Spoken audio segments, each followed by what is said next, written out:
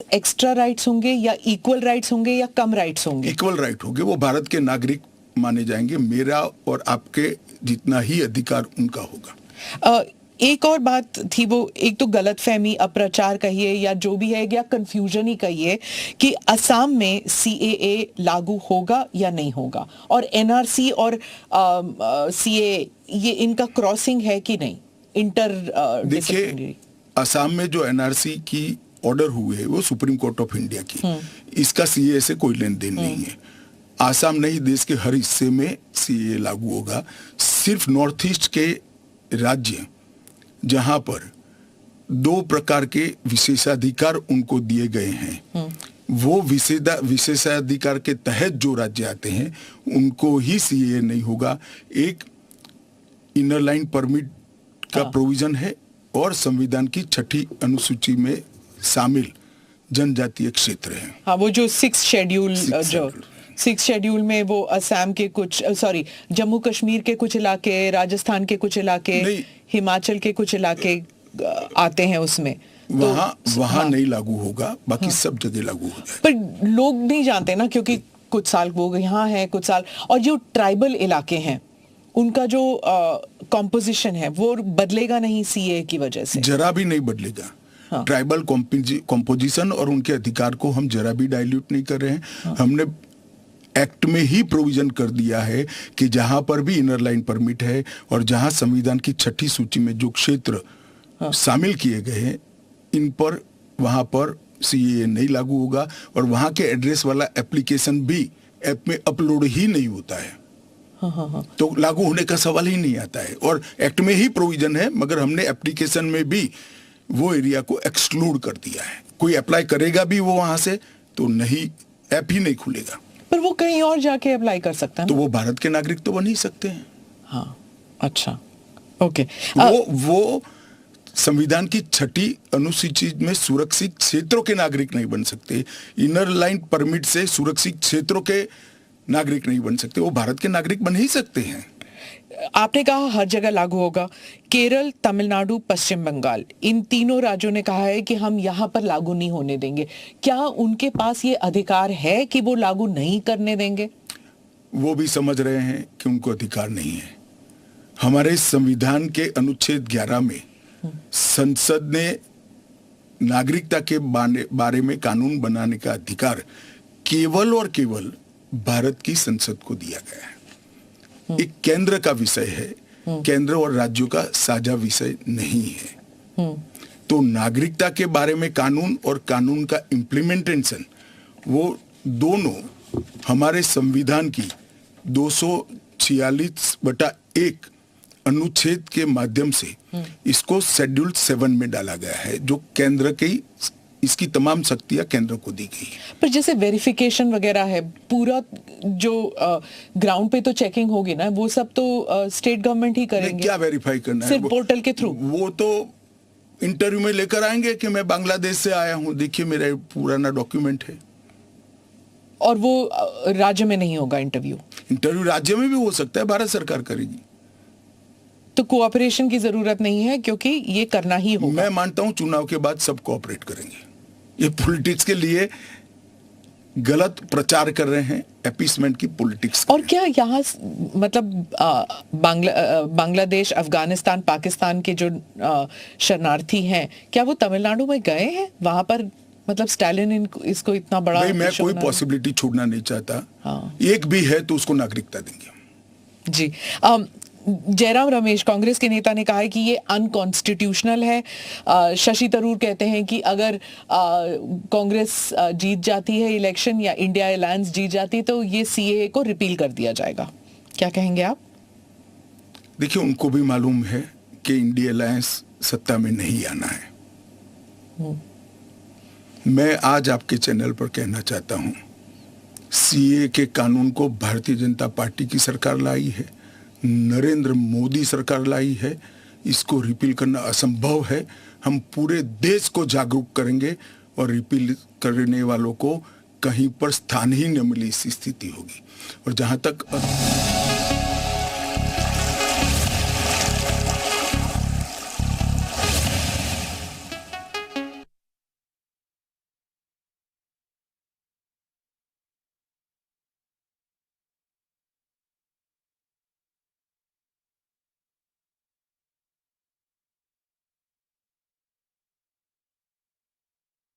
है। इसमें reasonable classification बहुत स्पष्ट है कि जिन लोगों पर भारत के पुराने हिस्सों में आज वो विभाजन के कारण देश से कटे हैं, अफगानिस्तान, पाकिस्तान और बांग्लादेश में, जिन लोगों पर धार्मिक प्रताड़ना होने के कारण जो भारत की शरण में आए हैं, उसके लिए एक कानून है। तो रीजनेबल क्लासिफिकेशन बहुत स्पष्ट है और इसलिए ये पूरी तरह से संवैधानिक कानून है। एक और क्रिटिसिज्म है, महबूबा मुफ्ती कहती हैं कि ये सुप्रीम कोर्ट में जो है उसकी सुनवाई अभी बाकी है, तो इतनी जल्दबाजी क्यों? देखिए, हर कानून को कोई सुप्रीम कोर्ट में स्टे करेगा तो कानून का इम्प्लीमेंटेशन नहीं होगा। सुप्रीम कोर्ट के सामने न्याय मांगने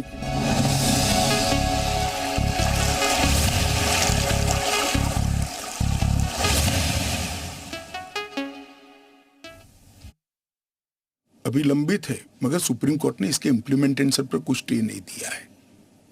मैं महबूबा जी को पूछना चाहता हूं, 370 पर 1951 में ही सुप्रीम कोर्ट में अर्जी हो गई थी, फिर क्यों इतने समय तक आप एंजॉय किए भाई?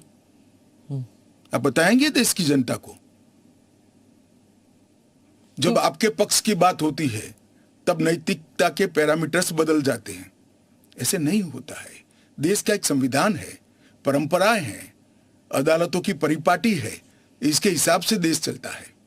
वो संविधान के बारे में बात करें तो यूबीटी जो ग्रुप है शिवसेना की, वो कहते हैं कि आपकी विफलताओं को छुपाने के लिए मेरा उद्धव जी से रिक्वेस्ट है कि कानून चाहिए या न चाहिए वो स्पष्ट करो पहले। क्या उद्धव जी बोल सकते हैं कि कानून नहीं आना चाहिए? मैं आज उनका आह्वान करता हूं, देश की जनता के सामने, महाराष्ट्र की जनता के सामने स्पष्ट करें कि सीएए नहीं होना चाहिए। हिंदू शरणार्थियों को, बौद्ध शरणार्थियों को, जैन, बौद्ध और क्रिश्चियन शरणार्थियों को नागरिकता नहीं मिलनी चाहिए। एक बार उद्धव जी स्पष्ट करें जरा। आपका इशारा आई वॉश आप कर रहे हो, टाइमिंग का सवाल, तत्व का क्यों चर्चा नहीं करते हो? आपका इशारा बाल ठाकरे की तरफ। नहीं, मेरा तो उनकी ओर है। बाल ठाकरे साहब तो अब रहे नहीं, वो स्पष्ट करे, क्योंकि वो पहले बोलते थे जो नहीं, पार्लियामेंट में भी बोले हैं। अब उनको अल्पसंख्यकों के वोट चाहिए, एपीसमेंट की पॉलिटिक्स इसलिए आज उद्धव ठाकरे कर रहे हैं, हम नहीं कर रहे। हमारा डे वन से स्पष्ट स्टैंड है कि भारत के कटे हुए हिस्से से जो शरणार्थी आए हैं, ये 3 देशों से धार्मिक प्रताड़ना के कारण आए हैं। वहां के जो अल्पसंख्यक आए हैं उनको इस देश को नागरिकता देनी चाहिए। ओवैसी साहब पे आ जाती हूँ, जो आपके हमेशा ही स्पीक्स अगेंस्ट यू, तो उनके बारे में वो खुलकर ही कह रहे हैं कि ये एंटी मुस्लिम है। क्या तर्क है आपका? एंटी मुस्लिम कैसे है? कि आप सिर्फ मुसलमानों को एक उसको आपने क्राइटेरिया बना दिया, ये मैं वो कह रहे हैं। क्राइटेरिया ये बना है कि जिस पर धार्मिक प्रताड़ना होती है इसको देंगे, और अगर वो मुसलमान, और भारत के पुराने हिस्से से मुसलमानों पर इसलिए धार्मिक प्रताड़ना नहीं हो सकती कि तीनों देश घोषित इस्लामी स्टेट है। कौन करेगा धार्मिक प्रताड़ना? कौन करेगा इस्लाम के अनुयायियों के साथ? ये तीनों देश घोषित इस्लामिक स्टेट इनके नाम के अंदर है, इनके संविधान में है। पर मैं फिर से वही पूछूंगी कि अगर आप ईसाइयों को दे सकते हैं, अगर आप पारसीज को दे सकते हैं जो इस्लामिक नहीं हैं, और अगर उन पर हो रहा है, तो फिर आप why can't you give it मुसलमानों को क्यों नहीं? देखिए, ऐसे तो फिर दुनिया भर से देश में जो आए सबको नागरिकता दे। तो अमेरिका तो करता है ना, सबको ले हम भी करते हैं, अप्लाई करे वो घुस कर नहीं आ सकते। उनको ऑफिशियल एयरपोर्ट से, ऑफिशियल पोर्ट से, ऑफिशियल लैंड पोर्ट से आने की परमिशन ही नहीं है, इसलिए बेचारे घुस कर आते हैं, शरण में आते हैं। अमित भाई, वो आपका एक वो इंटरव्यू बार बार लूप पे चल रहा है हर जगह कि क्रोनोलॉजी समझिए, सीए के बाद एनआरसी आएगा। देखिए, ऐसा है स्मिता जी, सीए का कानून अभी चर्चा पर है। एक, इसमें एनआरसी का कोई प्रोविजन नहीं है। 2, इसमें किसी की नागरिकता छीनने का कोई प्रोविजन नहीं है। 3, अगर विपक्ष को ये चाहिए कि उनसे चर्चा हो, तो कोई भी कानून करने से पहले और बाद में संसद में चर्चा होती ही है। तो दोनों को मिक्सअप कर आप क्या लेना चाहते हो? अभी सिर्फ सीए चर्चा में है। जैसे सीए को इतना वक्त लगा, जिस तरह फार्म लॉज को रोल बैक किया गया क्योंकि सच अ लॉट ऑफ बैकलैश, तो क्या अगर इंटरनेशनल प्रेस में आने लगे और अगर यहाँ पर सड़कों पर लोग उतर आए तो क्या ये भी वापस ले लिया जाएगा? देखिए, सीए का कानून कभी वापस नहीं जाएगा और भारत की नागरिकता सुनिश्चित करना ये भारत का विषय है, भारत की संप्रभुता का निर्णय है। इसके साथ हम कोई कॉम्प्रोमाइज नहीं कर सकते। जब हम ट्राइबल एरियाज की बात करते हैं, अभी आपने कहा कि जो 6 शेड्यूल और जो काउंसिल्स, ट्राइबल काउंसिल्स का एरिया था, वहाँ पर ये ऑटोनोमस काउंसिल्स जहाँ पर हैं वहाँ पर नहीं होगा, लागू नहीं होगा। इन एरियाज में जो है डेवलपमेंट होता नहीं है क्योंकि इतने सारे लेवल्स ऑफ गवर्नेंस होते हैं वहाँ पर। आप 2 दशक पहले की बात कर रही हैं। हाँ, आज वहाँ जाकर आइए, मोदी जी ने पूरे नॉर्थ ईस्ट में एयरपोर्ट वगैरह, हाँ, एयरपोर्ट बना दिए, रेल पहुंचने को आ गई, रोड बना दिए, हर घर में बिजली पहुंच गई, शौचालय पहुंच गया, हर घर में स्वास्थ्य की सुविधाएं पहुंच गई, गैस का सिलेंडर पहुंच गया, शिक्षा की भी उच्चतम शिक्षा संस्थान आज नॉर्थ ईस्ट में एस्टैब्लिश हुए हैं। जो पोर्टल से जब इनको नागरिकता मिलेगी, इससे उनको क्या क्या सुविधाएं मिलेगी? क्या आम नागरिक की तरह, या फिर जैसे उनको ये दिखाना पड़ेगा कि हाँ सीएए के तहत हमको नागरिकता मिली है? क्या ये अलग आइडेंटिटी? ना ना ना ना ना, वो भारत के आम नागरिक की तरह ही भारत के नागरिकों की सूची में सम्मान के साथ समाहित हो जाएंगे और उनको मेरे और आपके जितना ही अधिकार होगा। वो चुनाव भी लड़ सकते हैं, एमएलए भी बन सकते हैं, एमपी भी बन सकते हैं, मुख्यमंत्री या केंद्र सरकार के मंत्री भी बन सकते हैं। राहुल गांधी जो न्याय यात्रा में बार बार सीए भी उठा रहे हैं और बाकी विषयों पर भी सरकार पर आरोप लगाते हैं कि अपनी विफलताओं को छुपाने के लिए कभी सीए लागू कर रहे हैं। मेरा आपसे रिक्वेस्ट है जी, कांग्रेस में आपकी अच्छी खासी पहुंच है, इस विषय पर राहुल जी से एक बार चर्चा करके डिटेल पूछ लो जरा। वो चर्चा नहीं कर रहे हैं ना, वो मीडिया को वहां पर कह रहे हैं कि मीडिया जो है वो चर्चा नहीं करना चाहती क्योंकि वो हमारे हाथ बंधे हुए हैं, हमारा मुंह बंद है। नहीं, मगर इस कमरे में बैठकर आपको इंटरव्यू करे सीए पर और समझाए, जो वो बोल रहे हैं वो इतना समझा दे जनता को। राजनीति के अंदर आपके निर्णय को जस्टिफाई करने की जिम्मेदारी आपकी होती है। जैसे मेरी सरकार का फैसला ऐसी है, इसके बारे में मेरी पार्टी के तर्क, मेरी गवर्नमेंट के तर्क और क्यों ये देश के हित में है मुझे समझाना पड़ता है।